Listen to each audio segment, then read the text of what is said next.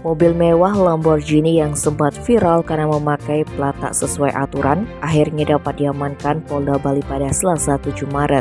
Sayangnya pemilik dari supercar tersebut yang diduga merupakan warga negara asing asal Rusia belum dapat ditemukan. Ini menambah daftar warga asing bandel di Pulau Dewata. Sebagaimana diketahui, Polda Bali beserta jajarannya telah berkomitmen memberangus kendaraan dengan plat yang tidak sesuai aturan. Apalagi plat yang memakai nama sendiri belakangan ini marak dipakai warga negara asing di kawasan wisata. Kabid Humas Polda Bali Kombes Pol Stefanus Satake Bayu Setianto Kamis 9 Maret menerangkan pengamanan Lamborghini itu dilakukan tim Resmob, Ditreskrimum, dan Ditlantas.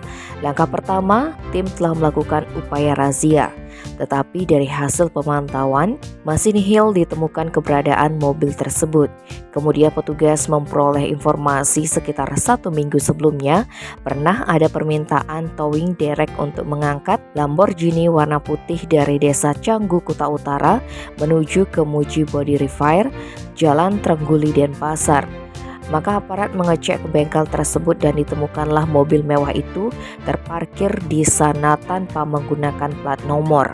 Adapun dokumen yang menyertai kendaraan tersebut setelah diserahkan pemilik bengkel adalah fotokopi STNK dengan nopol D1FEB atas nama PT Eko Sinergi Teknologi yang berposisi di Bandung.